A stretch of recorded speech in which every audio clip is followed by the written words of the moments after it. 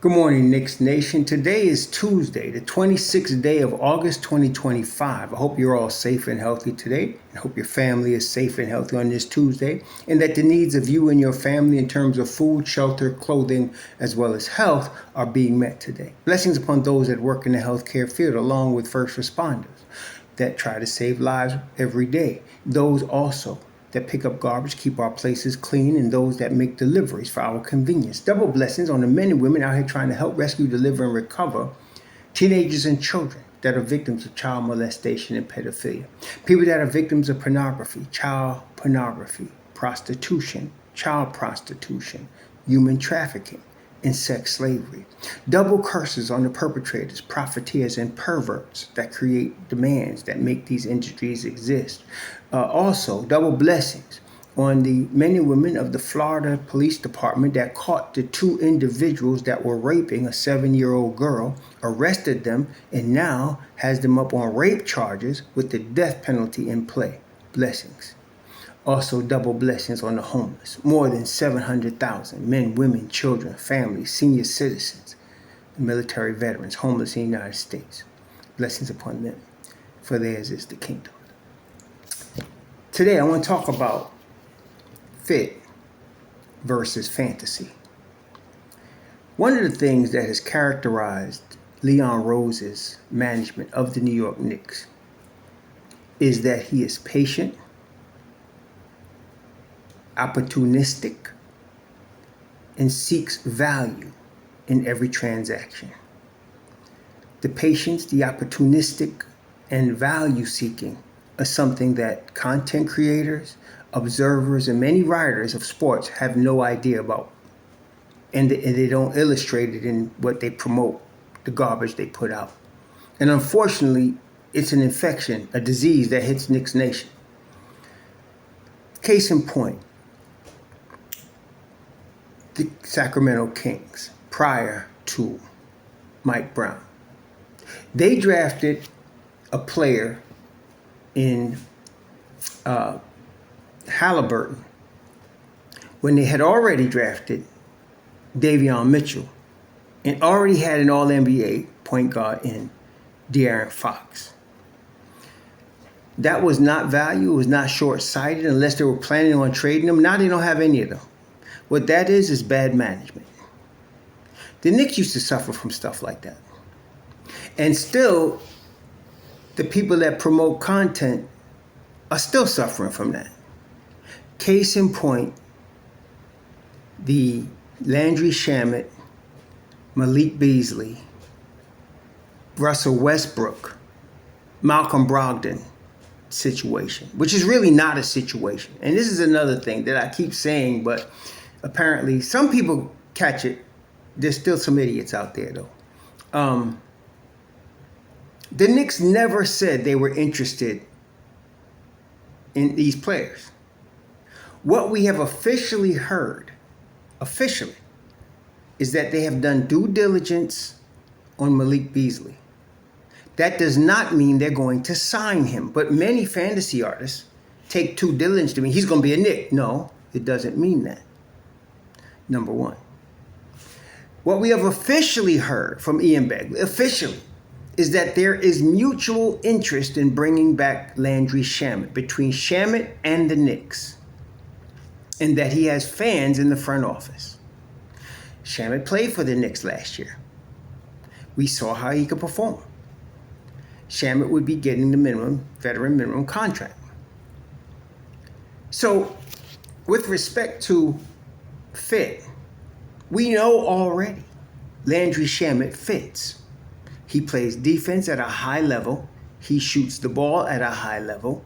He has no off-the-court issues, and he fits. He's very well liked in Jalen Brunson's locker room, and that's what it is. It's Jalen Brunson's locker room. Okay? With respect to Malik Beasley, extremely talented, but has had issues off the court in almost every city he's been in.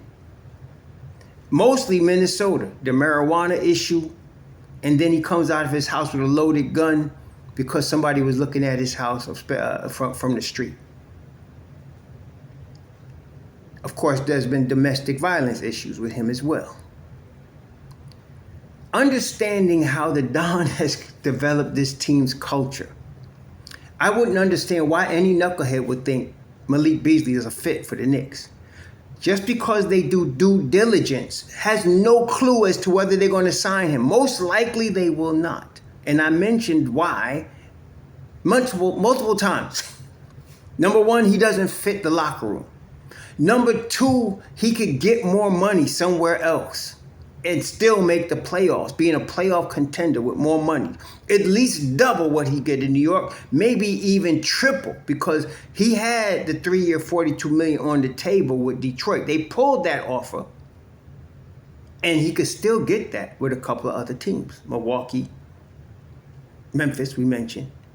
And who else knew us? And he could still get the full mid-level exception from teams. So he can get more money on a contender somewhere else, and yet we still have people pining for the Knicks to sign him. Third problem, and this is just as important as the other two. Where would he play? What, are you going to get rid of or not bring back Shamet, a guy that fits, a guy that can shoot, a guy that can play defense, a guy that you know would not give you any off-court issues for the risk of Malik Beasley?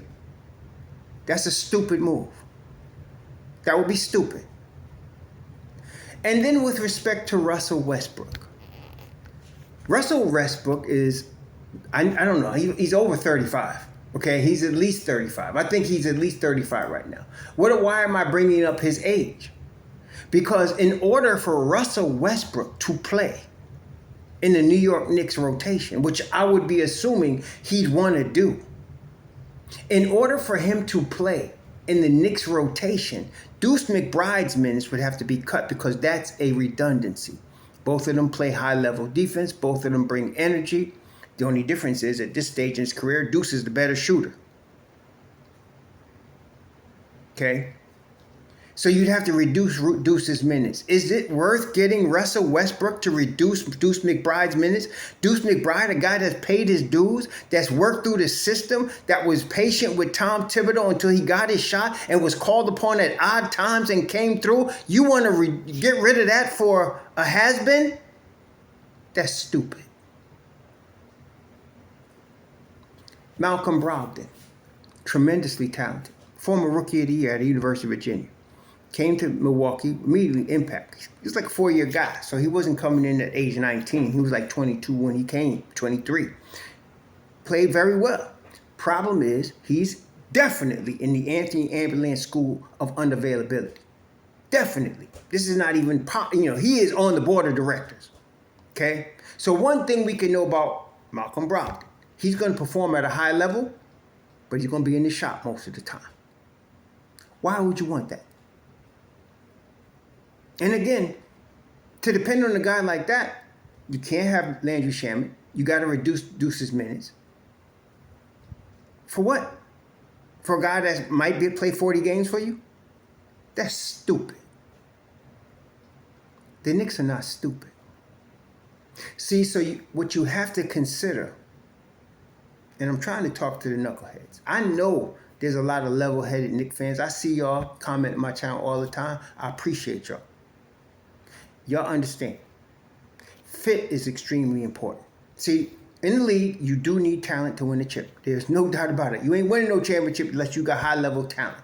To be in the NBA, you're talented, but to win the chip, you have to have some high-level talent in the NBA, right? But you also need fit. Davion Mitchell, Tyrese Halliburton, and De'Aaron Fox didn't fit. All very talented NBA players. Didn't fit. I could see the Kings drafting a Mitchell if they wanted him for the bench the way the Knicks used Deuce. But Halliburton made no sense unless you were going to trade Fox or trade Halliburton to get a higher pick somewhere. They ended up trading Halliburton, and of course, he's been doing nothing but leading Indiana to the finals. So fit is extremely important, both culturally and basketball-wise. Malik Beasley can fit talent-wise. He does not fit culturally. Westbrook fits culturally. He gonna give you 100%. He gonna dive on the floor. He gonna fight. But we don't want to lose the shooting of Deuce to get Russell Westbrook. And then there's Brogdon.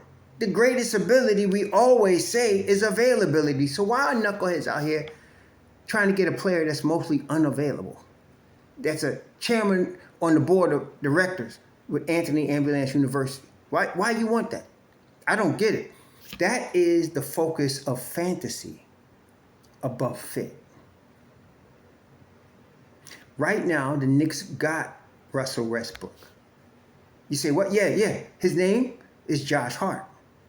The Knicks got that also in the form of Deuce McBride with shooting.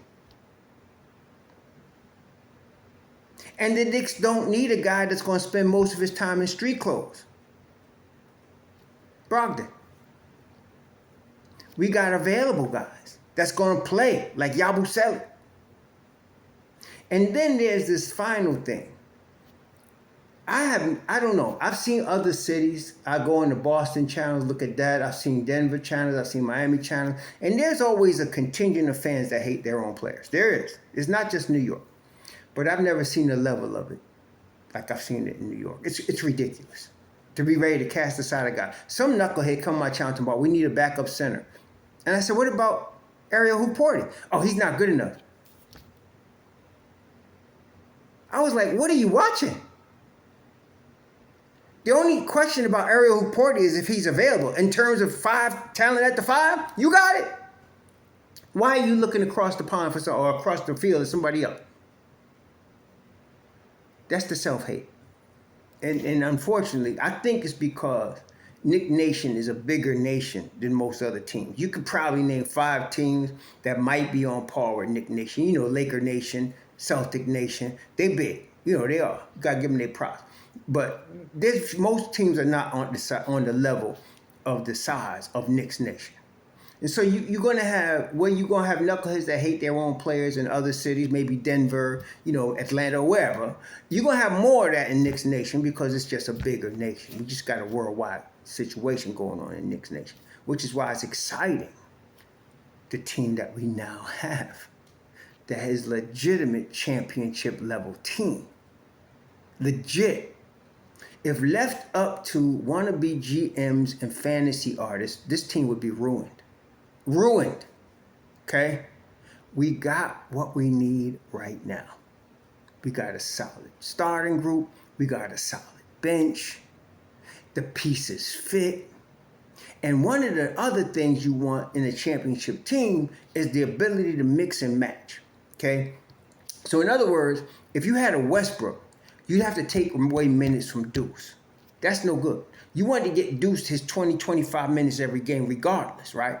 But you could play Deuce with Brunson. You could play him with McCall. You could play him with several combinations of people. Yabusele. You can play Yabusele at the 4. You can play him at the 5. You can play him in regular big liners with Mitch Rao. You can play him in small ball liners. You can play him with Cat at the 5 and him at the 4.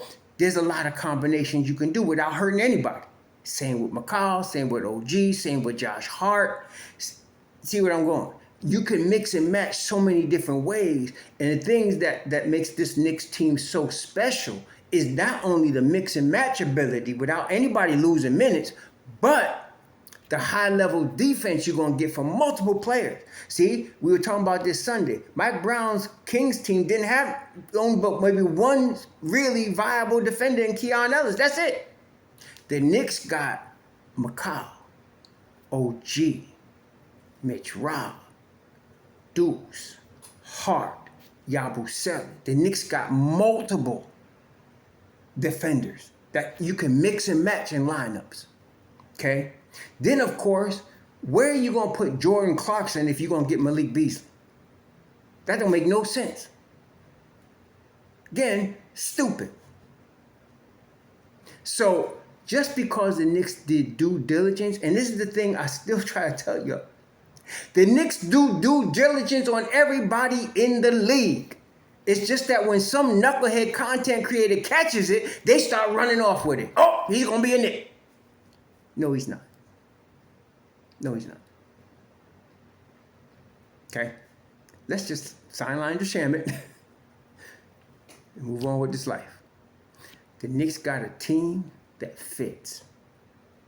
They got a team that fits. And we got youngins that's also on the verge. Think Pate, Muhammad Diawara, Beauchamp, Watson, McCullough. They got guys that, if they're going to play somewhere in this league, I'm saying. But the Knicks got their rights. So we have a set team. All we need to do is pray that they stay healthy. Because if they stay healthy, the NBA is going to have a problem. Y'all enjoy your Tuesday. Stay sane. Stay with fit and forsake fantasy. Shalom.